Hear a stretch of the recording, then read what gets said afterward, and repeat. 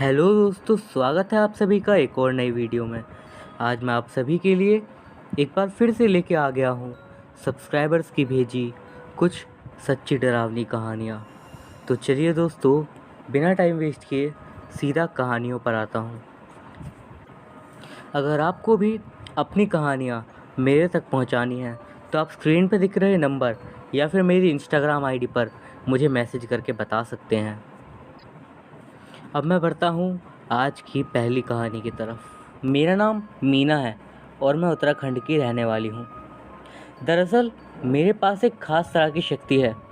ज़्यादातर लोग शायद इस बारे में विश्वास नहीं करते हैं, लेकिन मुझे पैरानॉर्मल चीज़ें महसूस होती हैं और कई बार दिखाई भी देती हैं और सुनाई भी देती हैं। इसी कारण मैं कई उन लोगों की मदद भी करती हूँ जिनके घर में ऐसी कोई बाधा आ जाती है। आपने अगर कॉन्जरिंग मूवी देखी होगी तो उसमें जो फीमेल कैरेक्टर है, मेरे पास समझ लीजिए कुछ वैसी ही पावर्स हैं। ये बात वाकई में बचकानी लग रही होंगी आपको, लेकिन जैसी भी है ये मेरी सच्चाई है। मैंने अब तक अपनी लाइफ में कई सारे घरों में जाके वहाँ रह रही कुछ कई आत्माओं को उनसे मुक्ति दिलवाई है और कई आत्माओं की बातें भी मानी हैं। मुझे ये सब करने में अब मज़ा आने लगा है, क्योंकि इन सब चीज़ों के बारे में मैं जितना ज़्यादा उलझती हूँ, मुझे उतना ही ज़्यादा दूसरी दुनिया के बारे में जानने को मिल जाता है। तो हुआ यूँ कि एक बार मेरी जो दोस्त थी, उसकी एक फ्रेंड थी। उसके घर में अक्सर उसकी बेटी को कई सारी अजीबोगरीब चीज़ें दिखती थी, और यहाँ तक कि उसको भी अपने घर में एक आदमी की परछाई एक घोड़े पर उसके कमरे में इधर उधर टहलते हुए दिख जाती थी। ये बात उसने जब मेरी फ्रेंड को बताई तो मेरी फ्रेंड ने उसे मेरे बारे में सजेस्ट किया। उसने बताया कि मैं ये सब काम करती हूँ और इन सब चीज़ों से मैं लोगों को छुटकारा दिलवाने में मदद करती हूँ। मेरे बारे में सुन के वो औरत थोड़ा खुश सी हो गई। वो सोचने लगी कि शायद उसे अब इन सब चीज़ों से छुटकारा मिल ही जाए। उसने मेरे साथ एक मीटिंग फ़िक्स कर ली। वो औरत स्वभाव से काफ़ी अच्छी थी। मैं उससे मिली और उसने मेरे को सारी बातें बताई। मैंने कहा कि ठीक है, मैं आपके घर में आती हूँ और देखती हूँ कि आखिर गड़बड़ क्या है। मैंने उसी हफ्ते संडे के दिन उनके घर जाने का फ़ैसला किया। मैंने उनसे कह दिया कि हो सके तो जिस टाइम मैं आऊँ उस समय आप हो सके तो कुछ घंटों के लिए अपनी फैमिली के साथ बाहर चले जाइएगा। अब ये मैंने इसलिए कहा था क्योंकि अब तक मैं कई सारे घरों में जा चुकी हूँ और वहाँ पे अक्सर ऐसा होता है कि कई सारी आत्माओं को मेरे आने से वहाँ पे दिक्कत हो जाती है और वो वहाँ पे रह रहे लोगों को परेशान करती हैं या फिर चीज़ों को इधर उधर फेंकने लगती हैं। मैंने इस बारे में उन्हें पहले ही बता दिया। उन्होंने कहा कि ठीक है, आप अपनी तरफ से पूरी कोशिश कीजिएगा और अपना ध्यान भी रखिएगा। मैंने कहा ठीक है, आप मेरी फ़िक्र ना करें। और उसके बाद मेरे आने पे मुझे सिर्फ वहाँ पे वही लेडी मिली। उन्होंने मुझे बताया कि वो कहीं बाहर जा रही हैं अपनी फैमिली के साथ और उन्हें आने में कुछ समय लगेगा। मैंने कहा ठीक है, ये मेरे लिए काफ़ी परफेक्ट टाइम है, और मैं उनके घर के अंदर चली गई। मेरे साथ उनके घर में काम करने वाला एक आदमी था। उससे भी मैंने यही कहा कि आप कृपया करके गेट पे ही खड़े रहना, मैं जब आपको बुलाऊंगी तभी आप अंदर आइएगा। इतना करने के बाद मैं उनके घर के अंदर चली गई। मैं एक एक करके वहाँ हर एक रूम में जाने लगी। उस घर में वैसे 5 या 6 रूम थे मेरे ख्याल से, और जब मैं किचन के पास थी तभी मुझे एक बहुत ही अजीब अनुभव हुआ। वाकई में एक काफ़ी नेगेटिव एनर्जी थी मेरे पास, बहुत ही ज़्यादा नेगेटिव। और फिर उसके बाद जो हुआ वो काफ़ी हैरान कर देने वाला था। ये मेरे लिए तो डरावना नहीं था, लेकिन हो सकता है आपको ये डरावना लगे। मुझे अचानक से वहाँ पे एक आदमी की आवाज़ आने लगी। एक ऐसी आदमी की आवाज़ जो कि काफ़ी भारी लग रही थी, मतलब डरावनी टाइप की। मुझे तो वैसे इन सब चीज़ों की आदत सी थी, इसीलिए मुझे ज़्यादा फ़र्क नहीं पड़ा, और मैं ये सुनने की कोशिश करने लगी कि आखिर ये आवाज़ आ कहाँ से रही है। और उस जगह पे मुझे अचानक से काफ़ी ज़्यादा नेगेटिव एनर्जी फ़ील भी हो रही थी, जैसा कि मैंने आपको बताया। थोड़ी देर में जब मैं किचन से बाहर निकली तो मुझे महसूस हुआ कि वो जो मेरे को नेगेटिव एनर्जी फ़ील हो रही थी वो मुझे नहीं हो रही है। इसका मतलब ये था कि शायद वहीं कहीं आसपास से कोई दिक्कत थी। और उसके बाद पूरा घर मेरे को लगभग नॉर्मल ही लगा। उसके बाद मैं उनकी बेटी के कमरे में गई, जिन्हें अक्सर अजीब सी चीज़ें दिखाई और सुनाई देती थी। उनके रूम में जाने के बाद ही अचानक से मैं उनके रूम में इधर उधर चीज़ें देख ही रही थी और महसूस करने की कोशिश ही कर रही थी कि अचानक से मुझे ऐसा लगने लगा कि कई सारे लोग चिल्ला चिल्ला के आपस में बातें कर रहे हों। अब ये आवाज़ें, मैं ये सोचने लगी कि इन्हें तो मैंने थोड़ी देर के लिए बाहर जाने के लिए कहा था, लगता है ये लोग वापस आ गए हैं। मुझे वैसे उस वक्त तो यही लगा। मैं फ़ौरन खिड़की के पास गई और मैंने खिड़की से नीचे की ओर देखा, लेकिन वहाँ पे एक बहुत ही हैरान कर देने वाली चीज़ मेरा इंतज़ार कर रही थी। मैंने देखा कि नीचे तो कोई था ही नहीं, नीचे बिल्कुल सुनसान था, लेकिन उससे ज़्यादा डरावनी बात ये थी कि मुझे आवाज़ें नीचे से ही आ रही थी। मतलब मैं ऐसा महसूस कर पा रही थी कि मेरे सामने कोई तो है और वो बात भी कर रहा है, लेकिन वो मेरे को दिखाई नहीं दे रहा है। अब आप समझ गए होंगे कि मैं किस बारे में बात कर रही हूँ। यहाँ तक कि मुझे उन लोगों की आवाज़ें भी आ रही थी। उनमें से कोई कह रहा था, देख रही, इससे बुलाया है उसने, देखते हैं ये हमें यहाँ से कैसे निकाल देगी। बोलती है कि कई सारे घरों की आत्माएं भगाई है, अरे इसकी बस की नहीं है हमारा कुछ कर पाना। एक पास ही से एक और बूढ़े से आदमी की शायद आवाज़ आई, लेकिन मुझे दिख कोई भी नहीं रहा था। ये बस मैं उनकी आवाज़ सुन के अंदाज़े से बता रही हूँ। अब ये सब सुन के मुझे इतना तो 100% यकीन हो गया था कि इस घर में एक से ज़्यादा आत्माएं हैं और उन आत्माओं की आवाज़ें मैं सुन पा रही थी। उन लोगों की आवाज़ें बेहद ही ज़्यादा अजीब थी। मतलब उनकी आवाज़ें समझ कम आती थी और कानों में चुभती ज़्यादा थी। वो काफ़ी भारी सी आवाज़ें थीं, जिन्हें सुन के वाकई में एक बार को तो मेरे को भी डर लगने लगा। लेकिन मुझे उनकी बातों से ऐसा महसूस हो रहा था कि शायद वो उसी घर के पूर्वजों की आत्माएं थीं, क्योंकि वो आत्माएं किसी को भी हानि नहीं पहुंचा रही थीं, लेकिन वो इधर उधर जाके अपनी मौजूदगी का एहसास ज़रूर दिला रही थी। और ये काफ़ी अजीब बात थी। आपको बता दूं कि मैं अपने साथ एक K2 मीटर भी लेके आई थी। जिन लोगों को नहीं पता कि K2 मीटर क्या होता है, तो उसमें नेगेटिव एनर्जी, जिसे हम सब आत्माएं या भूत कहते हैं, उन सब की रेडिएशन कैच करके वो हमें बता देता है कि उस जगह पे कोई आत्मा है या नहीं। मैंने फ़ौरन अपना K2 मीटर निकाला तो उसकी रेटिंग सीधा रेड चली गई। इसका मतलब वहाँ पे 100% आत्माएं थीं और ये बात अब क्लियर हो चुकी थी। अब हमें ये तो पता चल गया था कि उस जगह पे आत्माएं हैं, लेकिन प्रॉब्लम ये थी कि उन्हें उन आत्माओं से छुटकारा कैसे दिलवा दिया जाए। उस घर में तकरीबन 1.5 से 2 घंटे बिताए मैंने, और उसके बाद उनका परिवार वहाँ पे आ गया। मैंने उन्हें जो जो मेरे साथ घटा सारी घटनाएं बता दी। वो पूछ रहे थे कि अब हमें क्या करना चाहिए कि इन सभी आत्माओं को शांति मिल जाए। मैंने उन्हें बस यही सजेस्ट किया कि हनुमान जी की कृपा से एक बड़ा सा हवन करवा दीजिए, पूरे घर का शुद्धिकरण करवा दीजिए, यही सबसे बेस्ट रहेगा, और पूरे घर में गंगा जल हर कोने में छिड़कवा दीजिए। मेरे ख्याल से ऐसे ये करने से सब कुछ ठीक हो जाएगा। और हुआ भी कुछ ऐसा ही। जब उन्होंने हवन करवाया और पूरे घर का शुद्धिकरण करवाया, उसके बाद उनके घर में किसी भी बच्चे को या फिर उन्हें कभी भी ऐसी कोई परेशानी नहीं हुई। आज भी वो मेरे कांटेक्ट में हैं। मेरे साथ ऐसी कई सारी घटनाएं घट चुकी हैं। वक्त मिलेगा तो मैं आपको और भी घटनाएं बताऊंगी। फ़िलहाल के लिए मैं आपसे विदा लेती हूँ। दोस्तों, ये तो थी आज की हमारी पहली कहानी। अब आज की अगली कहानी आप लोगों के लिए थोड़ी स्पेशल होने वाली है, क्योंकि ये कहानी आपको मैं नहीं सुनाऊंगा, ये कहानी आपको सुनाएंगी फरहाद जी। तो चलिए दोस्तों, कहानी को शुरू करते हैं फरहाद जी की आवाज़ में। उनका चैनल है क्रीपी हॉरर स्टोरीज़, जिसका लिंक आपको मेरे वीडियो के डिस्क्रिप्शन में मिल जाएगा।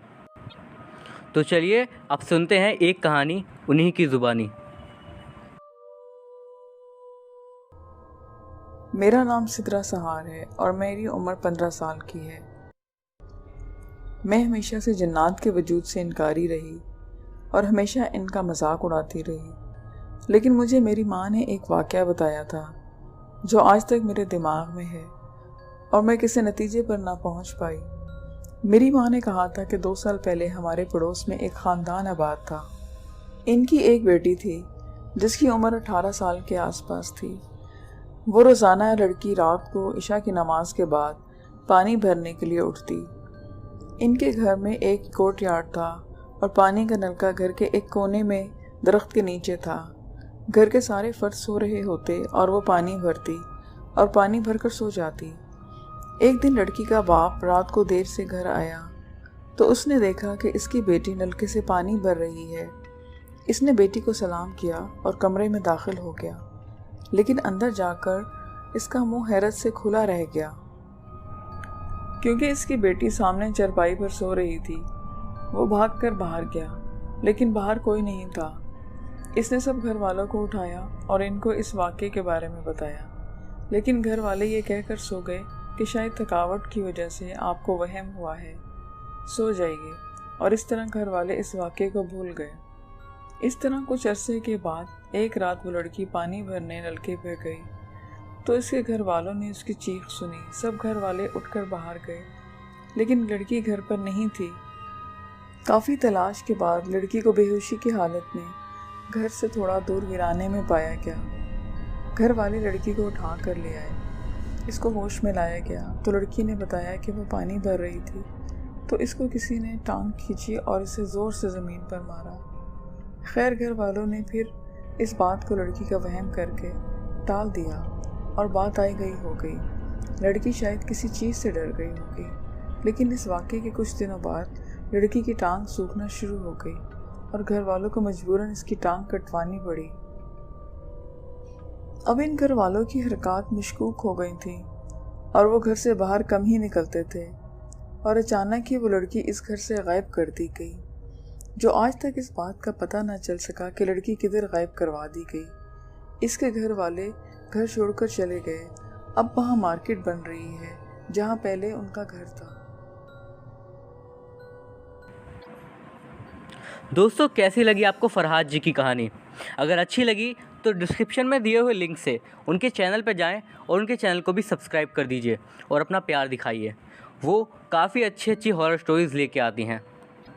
सब्सक्राइब करने के बाद उनके चैनल पे भी बेल आइकन ऑन कर दीजिएगा। उनके चैनल का लिंक मेरी वीडियो के डिस्क्रिप्शन में और कमेंट में सबसे ऊपर आपको मिल जाएगा। दोस्तों, अब बढ़ते हैं हम आज की अपनी अगली कहानी की ओर। मेरा नाम शुभम है और ये जो घटना मैं आपको बता रहा हूँ ये मेरे साथ आज से करीब 3 साल पहले घटी थी।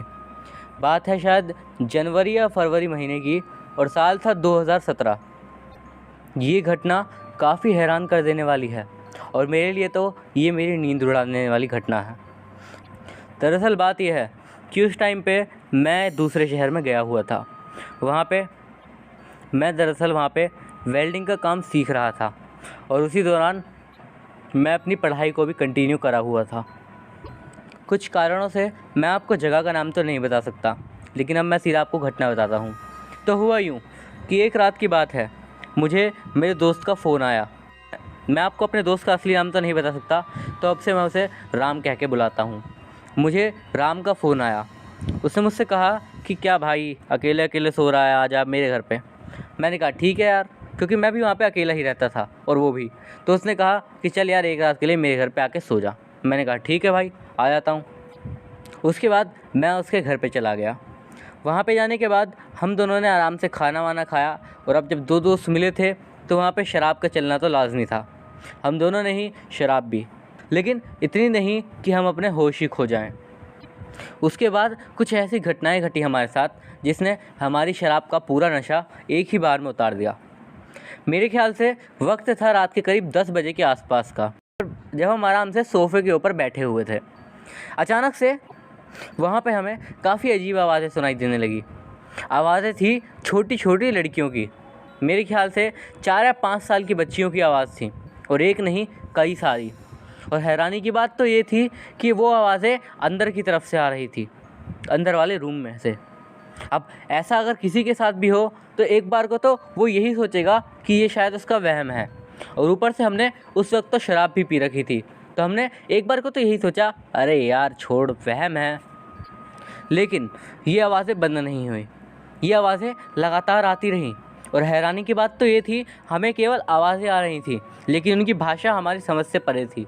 शायद वो कोई और ही भाषा बोल रही थी, ऐसी भाषा जो हमें ना आती हो।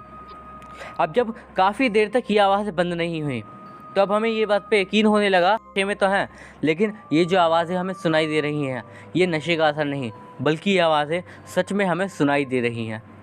हम डरते डरते उसके रूम के अंदर गए जहाँ से वो आवाज़ें शायद आ रही थी। उसके रूम में जैसे ही हम अंदर गए वो आवाज़ें झट से बंद हो गई। अब बिल्कुल शांति छा गई थी पूरे घर में। हम काफ़ी ज़्यादा चौंक चुके थे और डरे भी थे। लेकिन इसके बाद जो हमारे साथ हुआ, मैं आपको बता तो रहा हूँ, लेकिन आप मेरे को यही समझोगे कि ये शायद कोई बेवड़ा है जो कि कुछ भी बोल रहा है, लेकिन मैं सच सच बोल रहा हूँ दोस्तों। मैंने खुद देखा था और मेरे दोस्त ने भी देखा था कि खिड़की के बाहर कुछ सफ़ेद रंग का उड़ रहा था, कुछ सफ़ेद रंग का। वो समझ में नहीं आ रहा था कि क्या है, लेकिन शायद पता नहीं क्या, सफ़ेद रंग की चमकती हुई सी लाइट वो हमारी छत से थोड़ी ही ऊंचाई पे उड़ रही थी। डरने की बात तो ये थी कि अगर वो दूर चली जाती तब तो फिर भी ठीक रहता, लेकिन वो हमारे घर के ही शायद गोल गोल चक्कर लगाई जा रही थी। अब मैं एक तरीके से आपको ये कह सकता हूँ कि मेरी उस टाइम पे फटके 4 हो गई थी। मैं फ़ौरन भाग के उसके घर के किचन में जाके बैठ गया। मेरे पीछे पीछे वो भी आ गया और मेरे साइड में आके बैठ गया। हम दोनों ही किचन के फर्श पे बैठे हुए थे और वो धीरे से मेरे पास आके बोला, भाई अब क्या करना है? मैं बोला, कुछ मत कर यार, बैठा रहा चुपचाप बस। अब मैं आपको ये नहीं बता सकता एग्जैक्टली कि हम दोनों वहाँ पे कितनी देर बैठे होंगे। मेरे ख्याल से 1 घंटा तो कम से कम बैठे थे, क्योंकि मुझे याद है जब हम किचन में से बाहर गए तो टाइम मेरे ख्याल से 11:30 के आसपास हो ही रहा था। जब हम बाहर आ गए थे तो हमें सब कुछ नॉर्मल लगने लगा था और हम एक बार फिर से यही सोच रहे थे कि शायद ये हमारा वहम ही था, और अब तक तो हमारा नशा भी उतर चुका था। उसके बाद तकरीबन 12 बज चुके थे। हम दोनों एक बार फिर से सोफ़े पे बैठ के आराम से खा ही रहे थे और एक मूवी देख रहे थे। मेरे ख्याल से अलोन पिक्चर आ रही थी टीवी पे। हम दोनों अभी मूवी एंजॉय ही कर रहे थे कि अचानक से फिर से एक और डरावनी चीज़ हो गई। दरअसल हुआ यूँ था कि अचानक से दरवाजे पे बहुत तेज़ से कोई नॉक करने लगा। रात के तकरीबन 12:30 बज रहे थे। अब इस टाइम पे गेट पे कौन आ सकता है? कोई भी नहीं। फिर भी डरते डरते हम गेट तक पहुँचे। गेट खोला तो बाहर एक और चौंका देने वाला, और इस बार तो ऐसा नज़ारा था जिसकी हम कल्पना भी नहीं कर सकते थे अपने सपनों में। हमने देखा, आप यकीन नहीं करोगे, सामने एक लड़की थी, एक छोटी सी बच्ची, और सबसे डरावनी बात ये थी कि उस छोटी सी बच्ची के अंदर से लाइट निकल रही थी। वो मानो वो लड़की चमक रही थी सफ़ेद रंग की रोशनी से, और ये नज़ारा वाकई में बहुत ही ज़्यादा डरावना था। मतलब मैं पहली बार, और शायद मैं चाहता हूँ कि आखिरी बार, मैं ऐसी कोई चीज़ देख रहा था, और उसे देखने के बाद हम दोनों के डर का कोई ठिकाना नहीं रहा और हम दोनों ही उसी जगह पे गिर के बेहोश हो गए।